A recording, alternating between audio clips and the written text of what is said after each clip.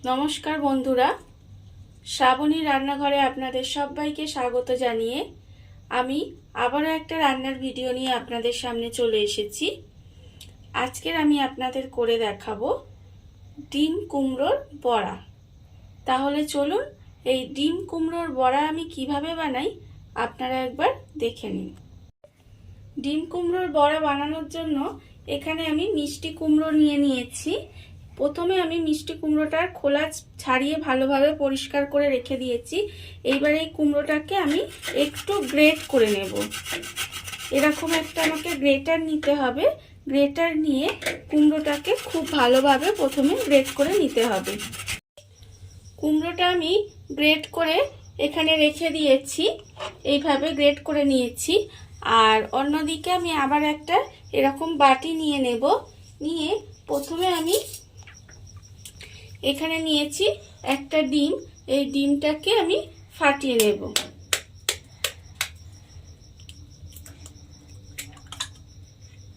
ডিমটাকে আমি ভালোভাবে ফাটিয়ে নিলাম। নিয়ে এবার ডিমটাকে এইভাবে একটু মিশিয়ে নিতে হবে। চামচ দিয়ে এইভাবে ডিমটাকে একটু ঘেটে নেব। ডিমটাকে আমি খুব ভালোভাবে ঘেটে নিয়েছি। এইবারে আমি এর মধ্যে দিয়ে দেব যে কুমড়োটা আমি এখানে গ্রেট করে রেখেছিলাম, সেই কুমড়োটা আমি এই ডিমের মধ্যে দিয়ে দেব। কুমড়োটা আমি ডিমের মধ্যে দিয়ে দিলাম। এইবারে আমি এর মধ্যে দেব আন্দাজ মতো নুন। এখানে আমি নুনটা আন্দাজ মতো দেব। দিয়ে এবার এই ডিমের সঙ্গে কুমড়োটা খুব ভালোভাবে মেখে নিতে হবে।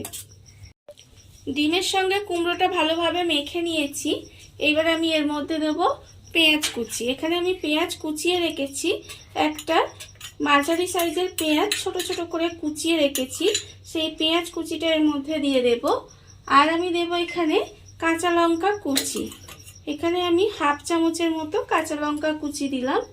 আর আমি দেব এর মধ্যে ধনে পাতা কুচি, প্রায় 1 চামচের মতো ধনে পাতা কুচি দিলাম। আর দেব আমি এর মধ্যে লঙ্কার গুঁড়ো। লঙ্কার গুঁড়ো প্রায় 1/4 চামচ মতো লঙ্কার গুঁড়ো দিলাম।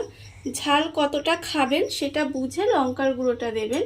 আর আমি হলুদ গুঁড়ো দেব এর মধ্যে 1/4 চামচ মতো দিয়ে এবার আমি এটা খুব ভালোভাবে আবারও মিশিয়ে নেব। সমস্ত উপকরণগুলো খুব ভালোভাবে আমি মিশিয়ে নিয়েছি। এইবারে আমি এর মধ্যে দেব বেসন। এখানে আমি বেসন রেখেছি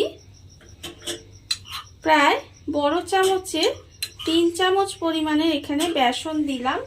আর আমি দেব এখানে চালের গুঁড়ো। চালের গুঁড়ো প্রায় 1 চামচ পরিমাণে চালের গুঁড়ো দিলাম। দিয়ে এবার এটাকে আবারও আমাকে খুব ভালোভাবে মিশিয়ে নিতে হবে। আর এর মধ্যে কিন্তু আমি কোনো জল ব্যবহার করব না, শুধুমাত্র এই সমস্ত উপকরণগুলো এমনি মিশিয়ে ভালোভাবে মেখে নিতে হবে। সমস্ত উপকরণগুলো খুব ভালোভাবে মিশিয়ে নিয়েছি।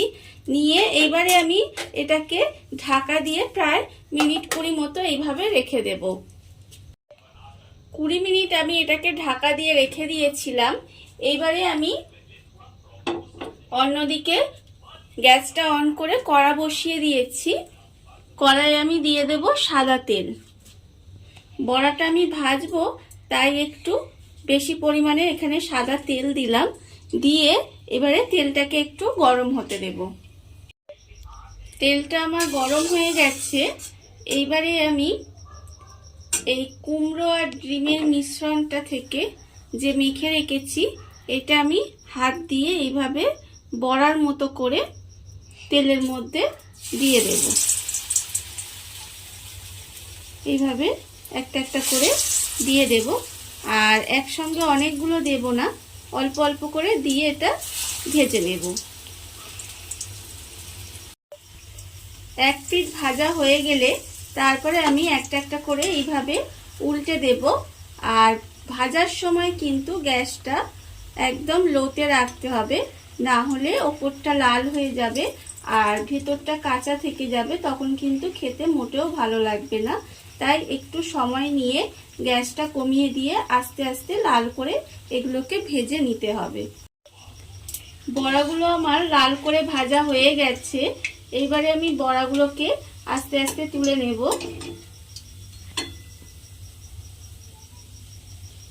এইভাবে আমি বড়াগুলোকে তুলে নিলাম। আর আবারও ওই তেলের মধ্যে অল্প অল্প করে বড়া দিয়ে দেব। এইভাবে কিন্তু আমায় প্রত্যেকটা বড়া ভেজে নিতে হবে।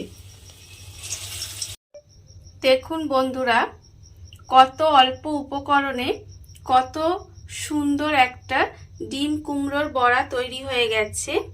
এটা আপনারা চা কিংবা কফির সঙ্গে খেলে ভালো লাগবে। আর এই ভিডিওটা যদি আপনাদের ভালো লেগে থাকে তাহলে লাইক করবেন, কমেন্ট করবেন আর সাবস্ক্রাইব করবেন আমার চ্যানেলকে। আজ এই পর্যন্ত, নমস্কার।